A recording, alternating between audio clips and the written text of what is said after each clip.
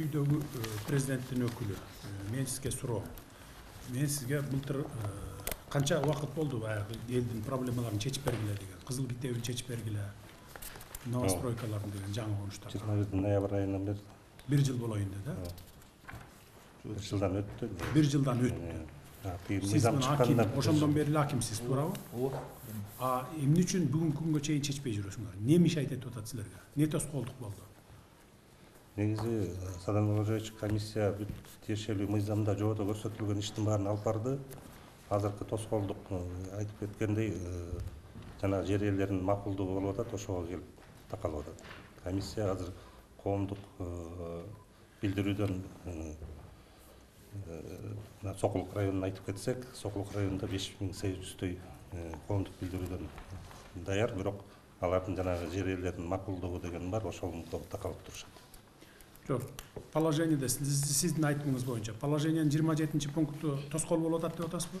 Ооба, эми жана жогоруда айткандай Садык Кожоевич 341 кишиге берипсиңер кызыл китепти. Кайсынын негизинде бердиңер аны? Кайсы документтин негизинде бердиңер? Алар эми баягы мамлекеттин жеринин негизинде бердик биз.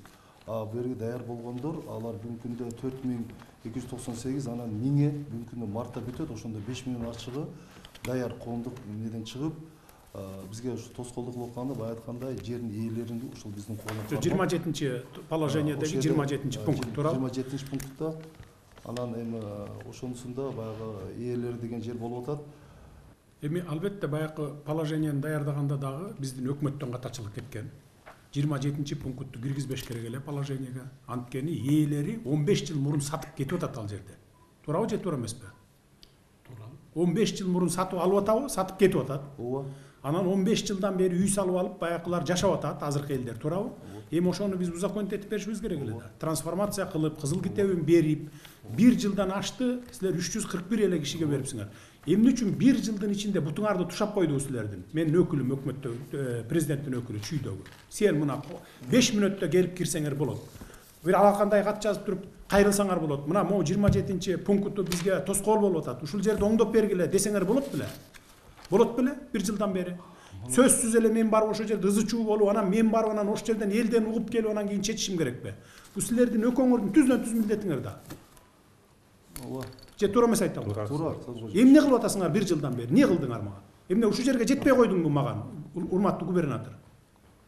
Эмне тоскоолдук болду мага киргенге? Же мен кабыл албай атамбы? Же сизди акимди кабыл албай атамбы мен? Алыскы районунан келген акимдер, айыл өкмөттөргө чейин кабыл алып атамбы?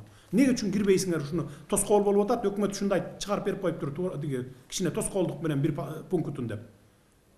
1 күндө оңдоп берет элек го. 1 күндө өзгөртүп берип атабыз. Болот беле ушуну кылсаңар? Неге иштебейсиңер? Иштебей жүрөсүңөр? Биз өкмөттө иштеген аким, губернаторлор эмес, жөнөкөй специалисттерди кабыл алып атабыз го.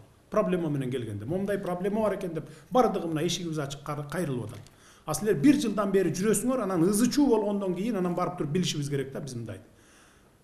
Кайрылбайсыңарбы? Алакандай кат жазып киргизип койгонго немеңер жетпейби? Мына ушинтип комиссия чечпей атса, комиссия чечпей атат деп кайрылбайсыңарбы? Кат жазып койдум беле, анан болду, анан жообу келгенче күтөйүн деп эле чалкалап кабинетте стол кучакта отура бересиңерби?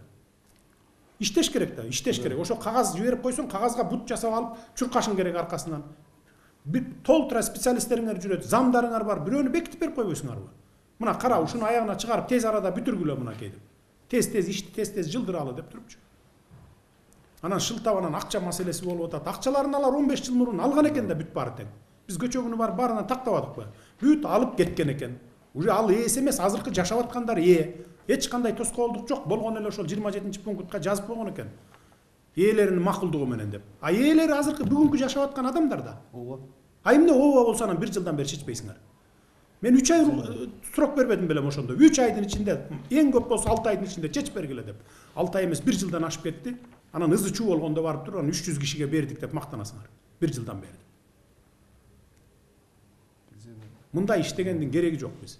Бардыгынан талап коюп атабыз иштегиле деп. Акимдерге толук укук бергенбиз. Эгер иштебей аткан, тоскоол жаратып аткан, ушундай саботаж кылып аткан ылдый жагыңыздагылар болсо, замыңардан баштап өзүңөр алмаштырган укугуңар бар. Сунуш бересиңер, райондун жетекчилеринен толук өзүң алмаштырасың. Туурабы же туура эмеспи? Госрегистрди алмаштырып укпай атса, кызыл китеп бергенге тоскоолдук кылып атса, бардыгын айыл өкмөттөн баштап бардыгын шыпырып туруп, кайра башкасын койгон жаңы. Бул сенин укугуң толук. Мурдагыдай депутаттар шайлайт деп отурбайсың.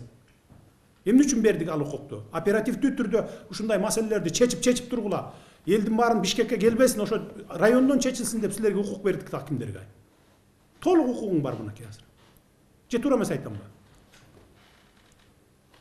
А укугуңарды жеке кызыкчылыкка пайдалансаңар, тим эле балекеттей пайдаланасыңар. Анан элдин, мамлекеттин иши келгенде эле анан тормозить этип жылдырбай эле анан артка тарта бересиңер. Кантип болсун ушундай иш кызмат кылган? Сөзсүз түрдө ызы чуу, анан кийин барып туруп ош жерден анан президент барыш керекпи? Чечкиле да жергиликтүү бийлик, чечкиле да аким, айыл өкмөт, ага да укук берилген толугу менен. Президенттин өкүлү караш керек, куратор болуш керек, баарын координировать этип турушуңуз керек. Өзүңүз жетип барып карап турушуңуз керек. Проблема бүтүп, иш бүтпөй атса, тапшырмаларды берип, планды коюп алып, мына сен мону монча күндө бүтүргүн, сен муну 1 айда бүтүр, сен муну 3 айда бүтүр деп туруп карап турбайсыңар буларды.